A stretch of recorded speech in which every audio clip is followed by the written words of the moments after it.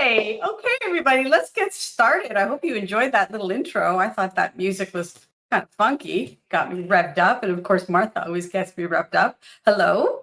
For those of you who don't know me, my name is Lia De Cicco Remu, and I can't thank you all for taking the time out and giving of your spirit to be here today to help me launch my new book, How to Talk to Teachers. I'm really excited about it. And what comes to mind right now is a quote by Maya Angelou, and I'm probably going to butcher it a little bit, but I think the essence of what she said, I take with me today. So she says, every time she speaks or would speak, she takes everyone with her that was kind. And I know this is a group of people that have been incredibly kind to me and incredibly supportive. And I wouldn't be here. There would be no book. There would be no How to Talk to Teachers if it wasn't for some really special folks. And I love all of you. Karen Gross wouldn't have written it without her. Patricia Gartland just awakened my spirit. Martha and Karen have walked with me on this path. Claudine O'Donnell, who is a new but very old friend, and so many of you. So thank you. Matilde, who's there, Rita, so many of you out there right now that mean the world to me. And as this audience grows and grows and grows, I'll never forget that this is my core and that you are with me here today. So thank you. So Martha, I've already mentioned you. I've mentioned you a couple of times. Can't forget Karen. She's part of our little coven. But it gives me such great pleasure that you have stepped up again to help me launch this book. You're a dear friend who I respect on a personal and professional level for all the contributions to the education space in Canada and now worldwide. So I meant it. She is a powerhouse, and the energy she exudes is just infectious, and I love it. So we've worked together in the past for many years, and I'm so glad she's here today to kickstart some of the thinking and showcase how the book might help. So Martha, I want to share your bio. I know you said it's a little long, but I really do think I have to tell people what you do. So I'm going to read it because I couldn't memorize it.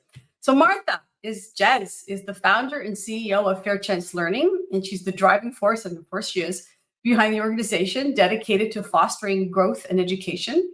With a master's degree in critical disability studies from York University, Martha champions inclusive and accessible learning experiences for all, and has had the opportunity to lead development of learning and skills programs in Canada, the US, Algeria, and Kenya. And it's world domination for Martha. Her recent focus has been on the development of Fair Chance learning experience platform Achieva. Great announcement yesterday, Martha, go get them from the government, which is aimed at removing barriers to learning, growth, and the development for small and medium-sized businesses in Canada. She's always on point, always on trend.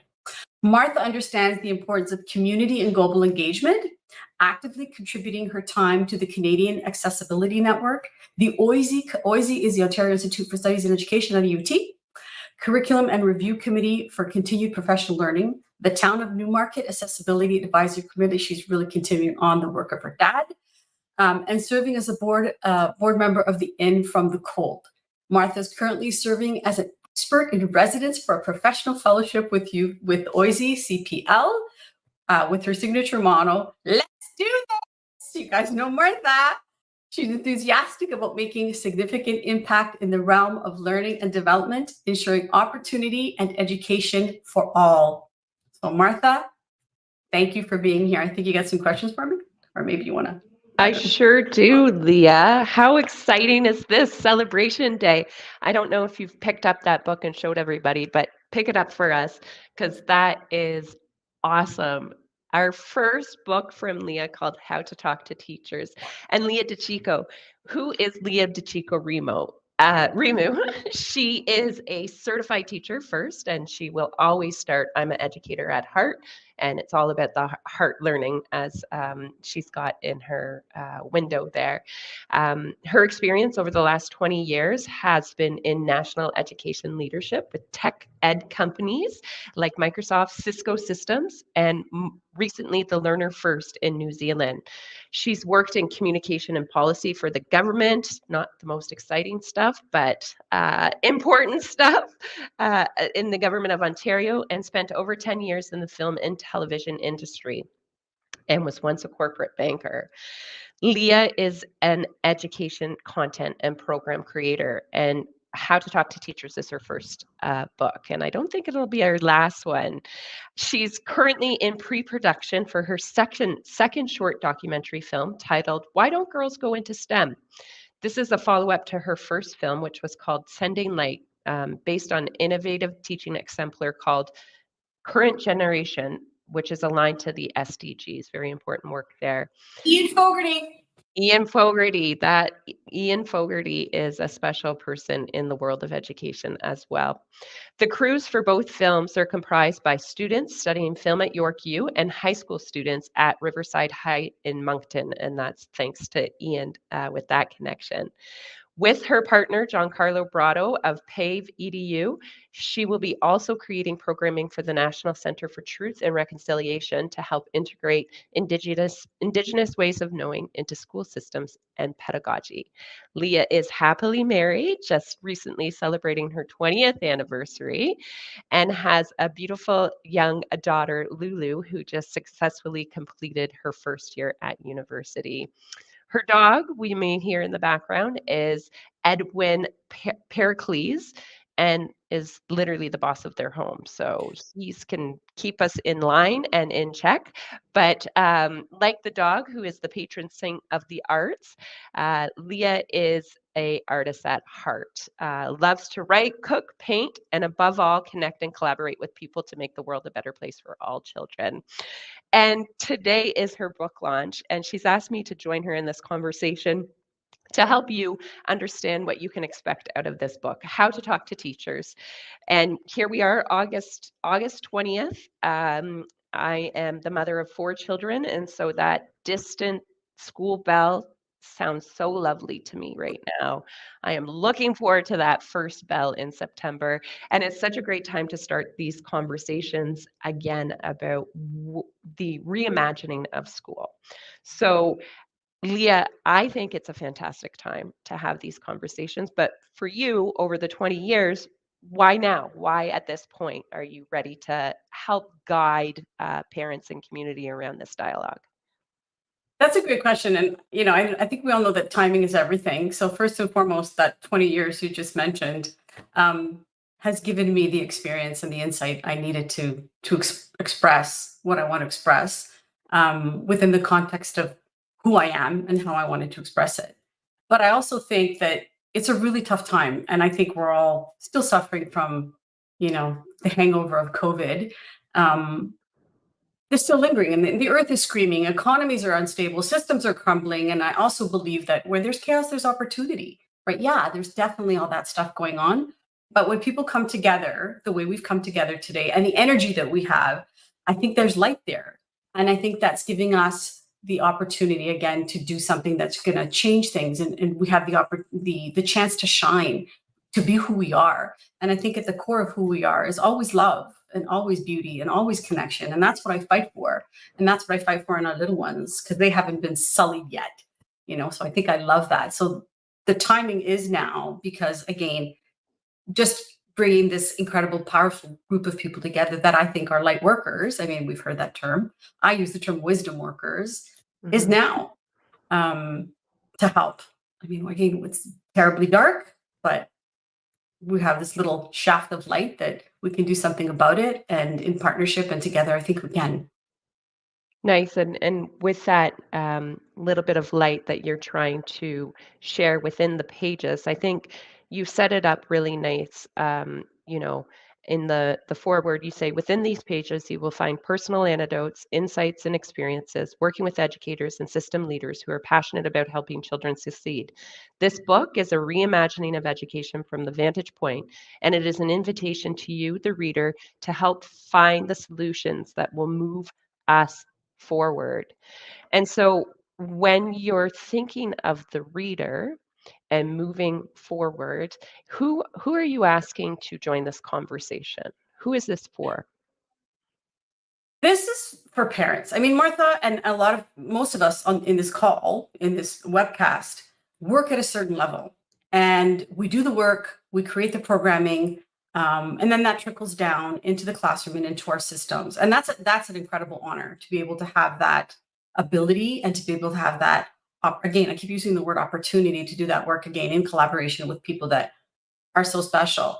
But the missing link is parents. Parents don't know. And I think what hit me is, over these 20 years, so many parents come to me and say, oh my God, knowing what I do, knowing that I'm a teacher, what do I do? I don't know how to deal with this. How do I navigate? And I've had to give them language, first of all. They don't know the language that we use so seamlessly and so easily. They don't know. So I started very simple with, here's some language. And then also the system itself. So they need to understand the system before they can navigate within it, before we can help them re-envision in partnership what it can be. So their voice, even in that reimagining, even as we look at these shifts and what we could do to chisel away at the old and really bring forth the new, their voice has to be there, because it's their kids, right? We're working for their children. So for me, we can't have the policy speak and the corporate jargon and the language that we use when we're working. And we can all use that language. I think it's pretty funny. Rita loves it. Rita Colucci's on the call, so sometimes she'll ask me, can you talk like that? And she thinks it's hilarious. And if you think about it, it really is. That's not the language of parents. So I wrote it with my own voice. And I think it was Giancarlo that gave such wonderful feedback and said, when I read these pages, I really hear you. And that was an incredible compliment, because if I can connect with them at a level that they can consume the information that we all know, and that it's accessible to them, and then they can come to the table and be at that table and help make these decisions, I think we have something much more robust in terms of, and there's a corporate word, in terms of the solutions that we could create together. And it's like, Lee, are you opening up a Pandora's box? But I think it needs to be opened, right? Yeah, and I think, the low-hanging fruit, if we're going down that, but you're asking the parents to have conversations with teachers, and it's in a respectful dialogue, and you're helping them understand the system thinking, right? Which I think is an important strategy for the advocacy of the parent. If they're going to go in and have the conversation with the educator, the teacher, they need to understand how that educator fits and plugs into that larger system and the pressures of the system. You do such a nice job talking about, bringing in the global competencies and using that common language to help parents understand kind of the larger goals of the education system and what's required now for the 2024 and beyond. That's really important, and I think what I appreciate is that you do provide that background and that system thinking to help build that language that you're talking about. And so, the way you guide the parent, um, what what was important for you in terms of making them feel like I feel like it reads like a playbook, right? Here are some strategies for the parents to engage. But what was it important? What was important in terms of how you structured the book to make it accessible as it is? That's a really great question because I did that with real intent. I say the book wrote me because it really spilled out of me. And I say this to Karen Gross all the time. I wrote it in a month. It literally, because I guess it's just been a culmination of those 20 years. So I knew what I wanted to say. I knew that I wanted to, they're my stories. So it's not a policy book. Playbook is a great word, but again, I wanted it to make it relatable to people. And I structured it so that, again, to give that parents that foundational understanding about the system. So think Act 1, Act 2, Act 3, past, present, and forward, past, present, future. So I give them the context There's of the the past. artist in you and the documentary screenwriter, director. Or the control freak, either or. Maybe it's two sides of the same coin. But I really wanted them to have a journey, an understanding of where we are. And I call it a pickle, the pickle that we're in right now, because I hear often, and parents are all well-meaning. We're all well-meaning. We all want what's best for our kids. And everybody in this group is here in service of that. So let's be really clear. We're here in service of the kids, in service of the students.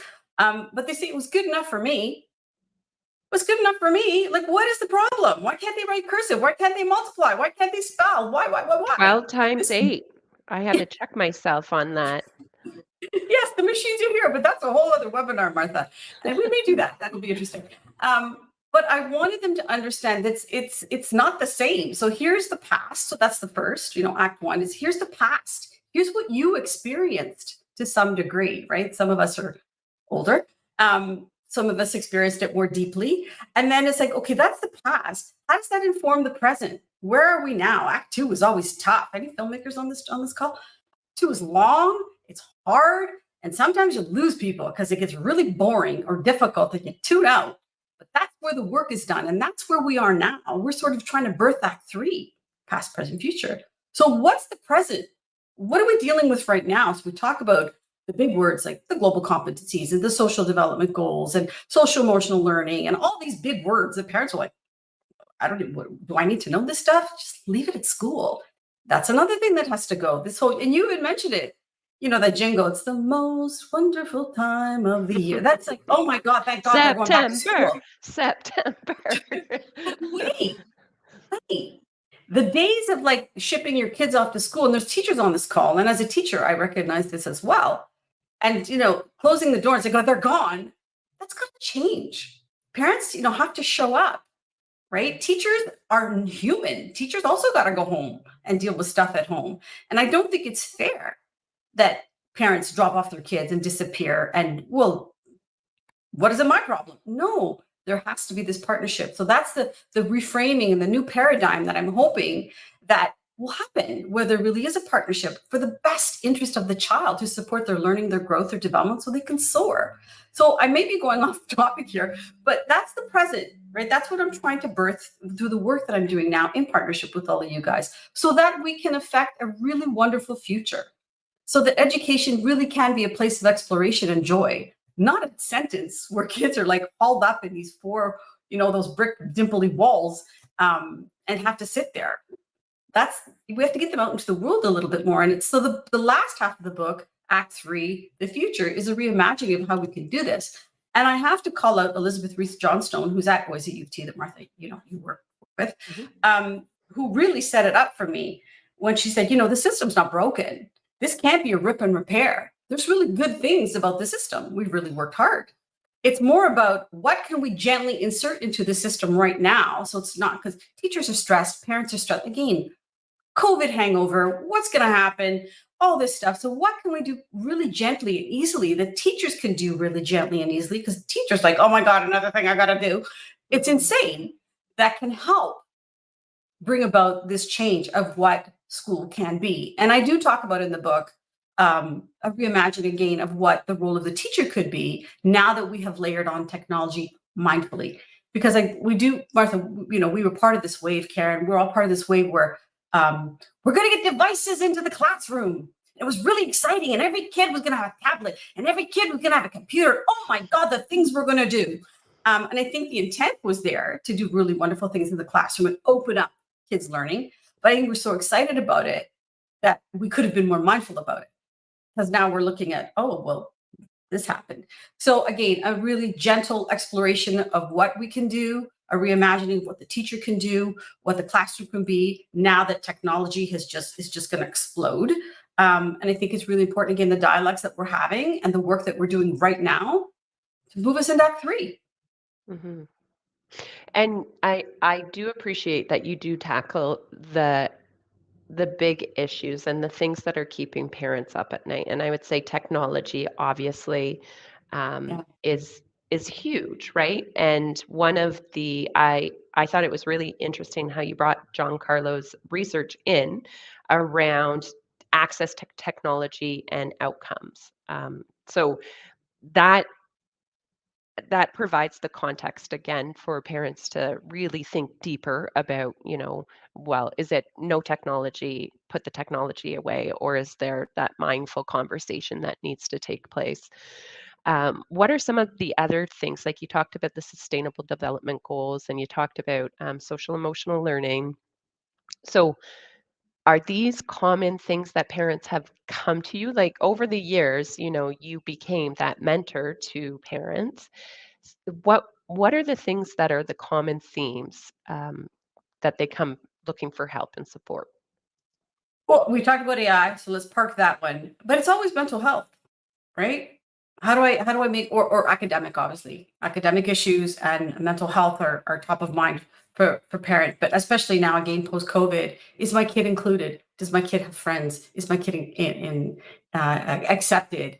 And there because kids are really different now, like across the spectrum and sexuality and neurodiverse, all that stuff. It's some people like, but I think it's wonderful. I think it's just again a zooming out of an expression of who we all are, which I think is wonderful as we expand. Right? I think this is an opportunity again to honor and see kids, but that component has really, when there's this shift again in this Act 2 that we're in, people are going to be like, so mental health is really important. What do I do? Diversity is really, really important. Academics is really important. But I think the big one, and Martha, and I applaud you again for the work that you're doing in this field, and it's all in the book around careers. And again, Joanne McKechnie, I know you're out there, another one who's spearheaded a lot of thinking and has created incredible curriculum around making sure that children are their best selves in service so that they know themselves. And then I might misquote her, but they know themselves, they know other, and then they know humanity, right? They have to connect to themselves, other, and humanity.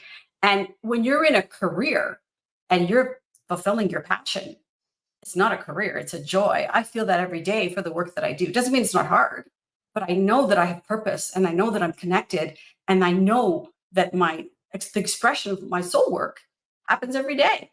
And that's what we want for everybody on the planet. That's what we want for children. So I think that's really big. Is my kid going to be okay? How do I make sure that my kid is okay? How do I make sure that I'm doing everything I can to support my child? And again, when you're in partnership with a teacher that sees your kid 8 hours a day, I think I have the number in the book, 144,000 hours or whatever it is. That's a lot. We take a liberal approach to the days my kids go to school. I know you have an incredible approach. This is the time we talk about Maeve. Maeve is 4. Martha, may I share? Maeve? Yeah.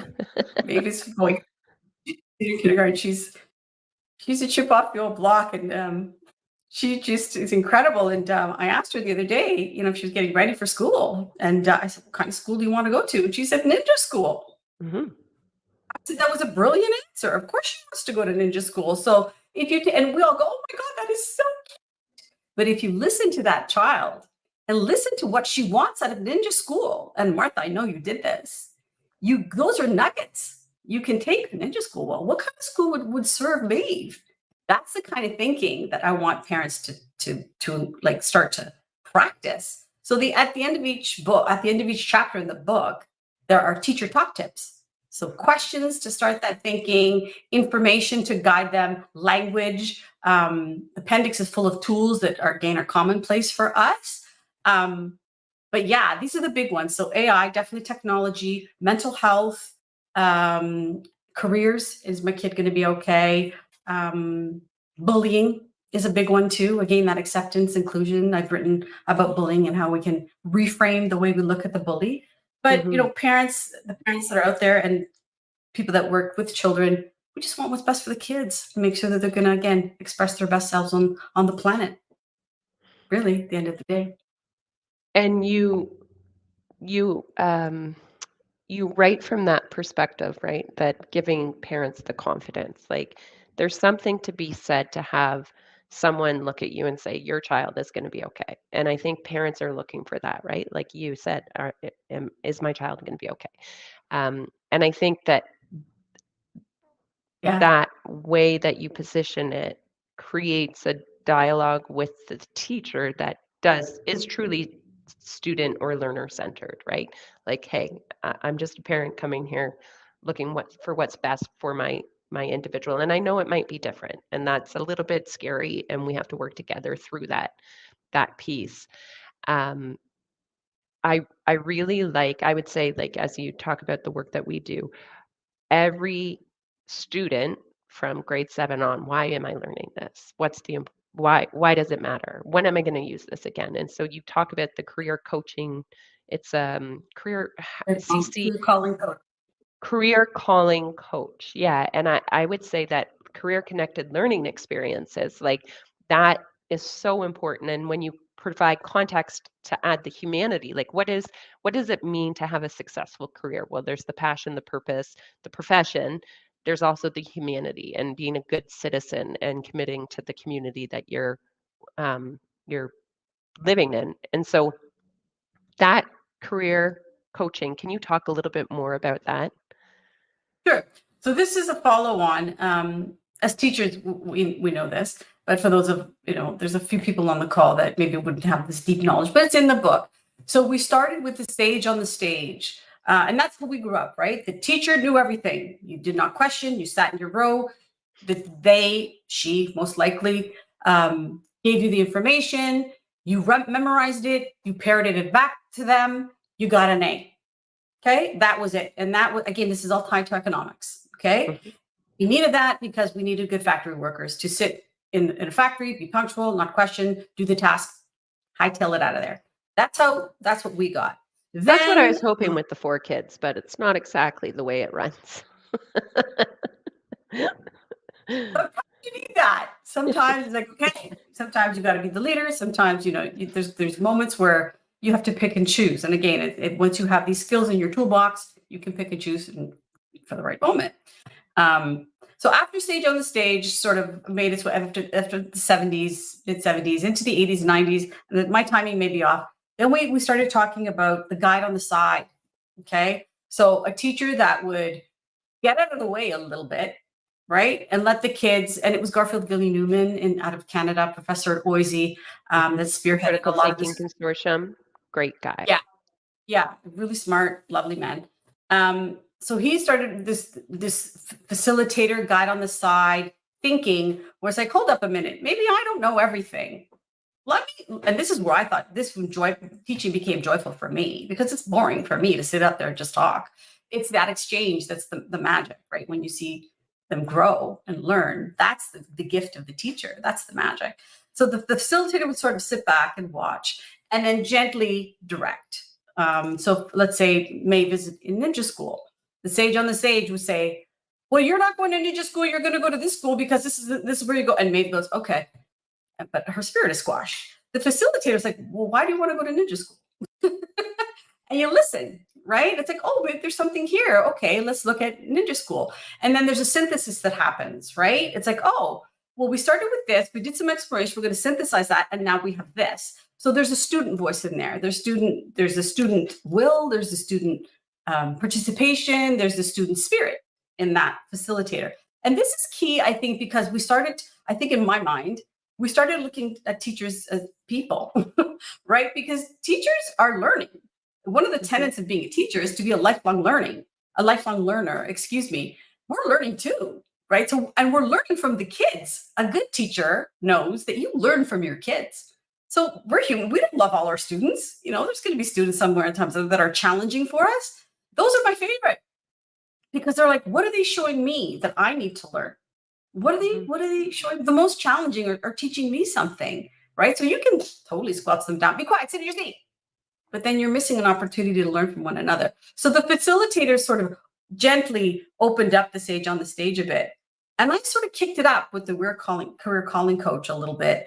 And again, technology is a big part of this because if we focus again on the spirit of the child and that exchange and that magic and that wonder and that gift of being able to teach and that gift of being able to grow on both sides. So there's a reciprocity and that openness is sort of infused into the career calling coach model where you focus on the child.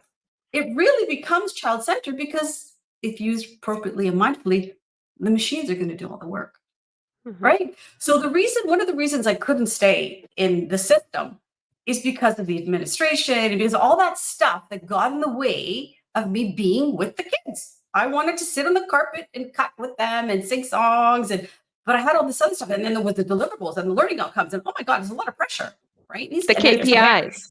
The KPIs. And then there's the parents. And then you have to deal with the parents. And, for my practicums, I specifically asked for the poorest school in my area and one of the richest schools in my area because I wanted to see the polarities.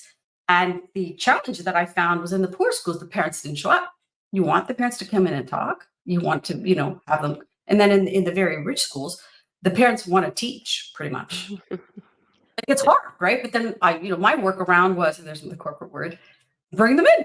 So once a week I'd have parent time and the parents would come in and talk about whatever they wanted to talk about. So they felt included, right? So you can fight either, but what are the ways again to create community? So I think it's really, really important. The career coach, back to that, is that teachers have the opportunity to get to know their students, get to know their spirits, right? And really guide, direct, open, listen, and take those nuggets like I want to go to ninja school and explore that because the technology will be doing all the other stuff. Your hands off with the technology. Absolutely not. No. But you can use it and tweak it and customize it for what you need. You are the master of the technology. The technology is not the master of you. So you take what's going to work in your classroom so it can free up your time for humanity, for our humanness, for what really should be school, for joy, for getting to know, for play. And even in the older grades, exploration, play, learning is based on curiosity. Like these are all formulas that I've sort of put together in the book. But you need that because at the end of the day, it's about passion. And there's no passion in the drudgery of some of the stuff that the machines can do. So give it to the machines. But again, mindfully, it's a very sensitive topic. And without context, it may be taken in the wrong way. So I want to be sure that the way I've proposed that we use technology is underpinned with let's get the drudgery out of the way, let's get humanity at the forefront, and let's do the best we can to get to know these kids in really deep and meaningful ways so they shine. And you definitely connect that with the SDGs, right, around the humanity, which is great. And so you talk a little bit about like teachers who have embraced kind of this reimagining of learning, and you mentioned Ian Fogarty at the beginning of this call. And there was a question from one of the people participating, talking about the sending light, and how you can see that documentary. So, is there any? How do we see it? Is it out yet? Is it accessible? Is it at TIFF? Should we all be going to TIFF to see it? It is like we made these changes, we haven't released it yet. Timing is everything. And the film is on Vimeo, but we haven't shared it broadly because it's part of the strategy to align the SDGs. So those of you on the call who don't know what the SDGs are, they're the social development goals. So a little bit of context here. And these goals were developed in 2015 by UNESCO. And they were sort of guidelines of basically how we need to save the world. I think there's 17 of them now. So what's more important than saving the world? Isn't that what we should be talking about in class? Because these jobs that these kids are going to walk into, the earth, the planet that they're going to inherit, let's face it, we made a mess of it. So what are they going to need to do to fix it? So these guidelines are really, really important. So Sending Light, so they're numbered. Sending Light is the film that Ian and I co-produced, and it's aligned. And the program that he created 8 years ago called Current Generation was a curricular objective to address life poverty, which is one of the social development goals. I'm not doing this justice, but it's really, really incredible story. I hope you watch it. It will be released on social, so please watch out for that, in alignment with some information around the social development goals. There's method to this madness, but I'm glad that there's excitement. And I think the thing that I don't want to speak for you, but I applaud Ian as being one of the teachers of really getting into how do I teach the social development goals? How do I incorporate this into curriculum? So that's what teachers are looking to do, but there aren't many resources out there how to do that. And I know Koen Tumers worldwide trying to do something, a big speaker, big leader worldwide who we've worked with and collaborated with. But Ian has done it, and he's done it with success. And he's an exemplary teacher, an incredible leader in Canada. And he's been bugging me for years, doing a movie, because he knew that I had worked in the film business before working at Microsoft. And I gave so many incredible teachers, even on this call, that I've had the honor to work and collaborate with and know from our tribe, from the Innovative Educator tribe. But Ian was always, can we do a movie? And I'm like, I don't do that anymore, because I was in my corporate stage. And finally, I took a call, and he told me he had all this footage. Yeah, and I'm like, there's a story here, and it's aligned. So we really did something. Lia's back. Karen's like, what are you doing? Hi, Karen. So I think the thing we're most proud of, coming back to student-centered learning, is that this film was made by students. Amazing. This film was made by York University fourth-year film students. This film was made by an intern who's in high school. This film was made by, and this is the beauty of the film, I'm giving him a bit of a way. The first kids that Ian taught as part of Current Generation 8 years ago, who had footage of, we went back and interviewed them and see where they are now. So this film is them. It's all about the students. The second film is the same, again, co-producing with Ian around girls. It's students. So everything I do will be student-led. Because why not? Right? We've got to give them opportunity to do this work. So again, just to close on the film, that's what we're most proud of, is that we've been able to be guides to teach these kids filmmaking and to tell a story that's passionate, aligned to the greater good of humanity for the social development goals, to help. And when you watch the film, you'll see the incredible impact that Ian and his students have had. So I encourage you to have a look when it comes out, which will be shortly. I remember meeting Ian Fredericton at one of the ed camps, MSFT camp 21, and he is the most kindest educator in person ever, and the work that he does is incredible in New Brunswick, and how he shares it out globally as well. So I'm very much looking forward to the film. You're calling it the social development goals, and others call it the sustainable development goals, but the point is to help. It's to help, right? Like it's all socially minded around that humanity piece, and addressing these things that are keeping us all up at night. But in terms of the what's next, you're talking about the second film, and we said in the bio that this is your first book, but it's not your last book. And so how do you now action the book? How do you hit go now that it's being released today? And shout out to all the places that have picked it up. Like, across the world, you're able to share this book out. So, you really are taking a universal approach, and it's obviously a universal priority if all of these countries are picking it up and wanting to have this conversation about how to talk to teachers and reimagine education. So where do we take this book next, and how do you action the content? It's such an honor. I was blown away when my publisher keeps sending me lists of booksellers that want it. And I'm like, again, I think when you do something from your heart. The book wrote me. When you do something from your heart and you have no expectations, you give it away. You just give it away. And again, I'll never stop saying the intent of this book was to help. But I am an artist. And I've really come into that. And I will always create. That's part of what I talk about in the book, that when you're creating, I think we're all supposed to be creating. We're going to become more and more creators to express our true essence and our true selves and connect with one another. And that's where the joy is. So, I mean, making a pizza for me is art. Ordering a pizza is art for me. Yeah. Ordering a pizza can be art as well. It's your expression of that. So I would like to write some more. I have some more books that I have in my throat chakra that need to come out, which I will do. So writing has become very joyful for me, and writing the book put me in this flow. And that was my learning and the awareness, like, hey, I think I'm a writer, which I mean, I've always done very simply, but I've never, I guess, opened my heart to this is a gift that I have. And I'm honored to share that gift with others. It's not an ego-based thing. It's just something like, oh, I can do this and here's what I can do about it.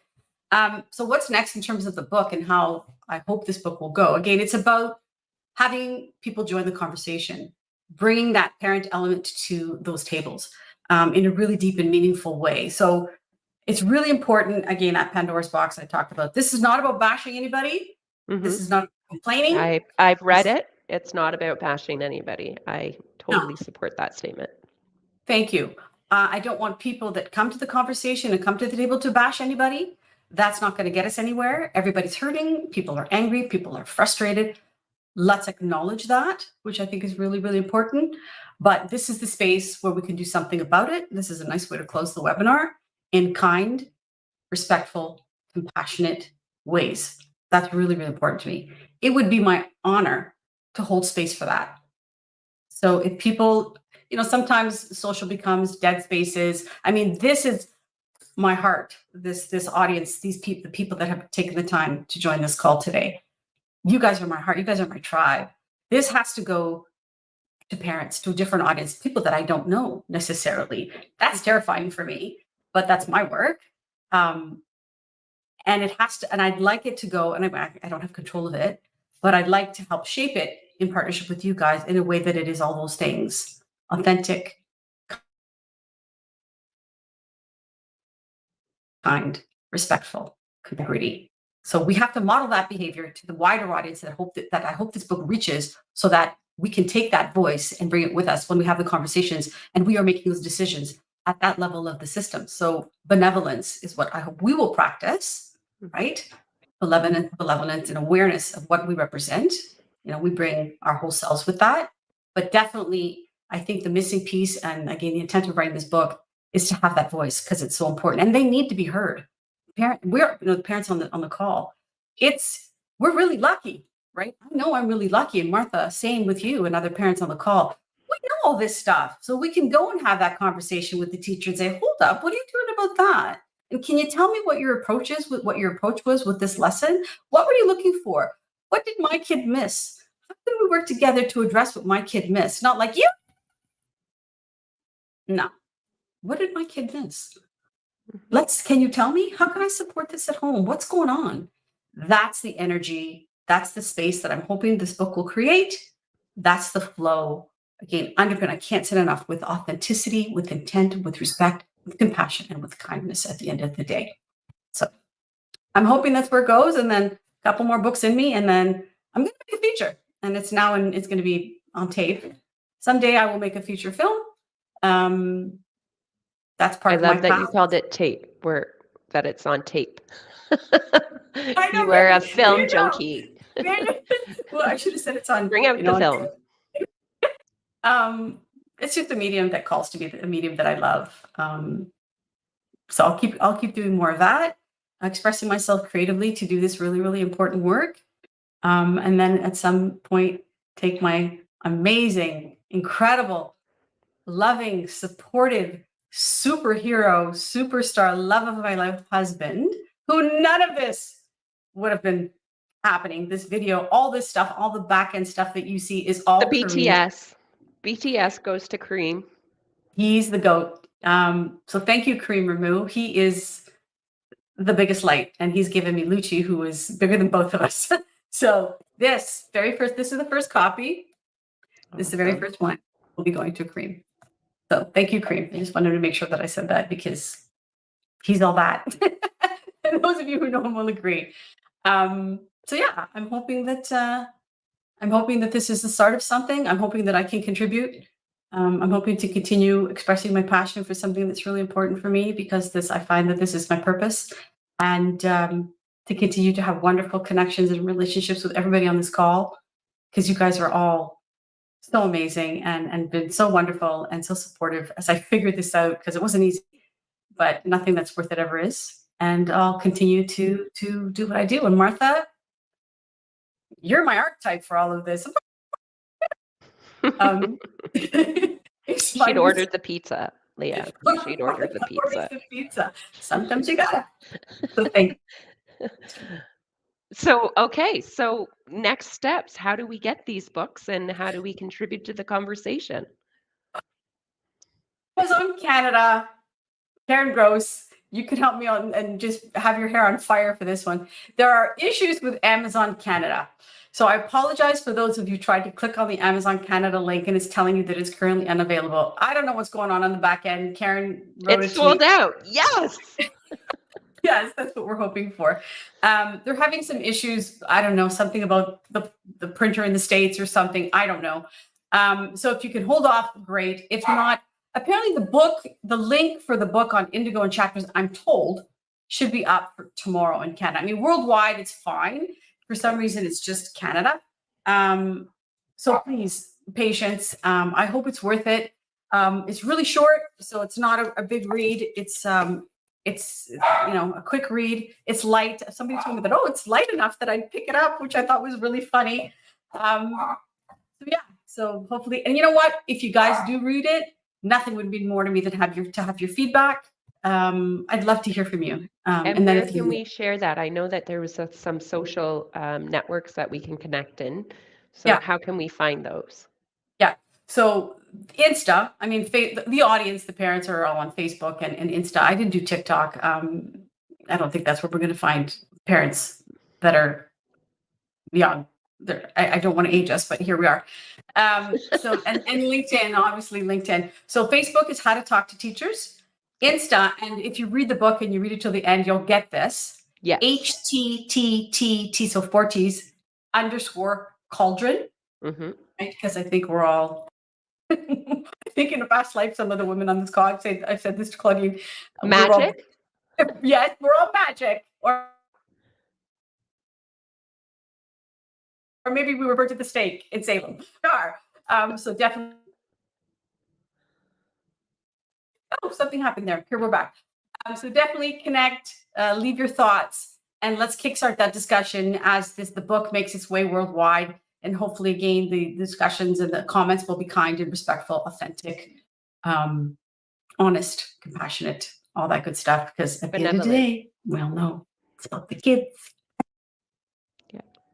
Benevolent. Well, Leah, definitely benevolence. All these things we need to bring back. I can't wait for others to read and contribute to the conversation, but I'll certainly be sharing my thoughts. Thank you for having me as someone to help you share what you're working on, and we look forward to what's next.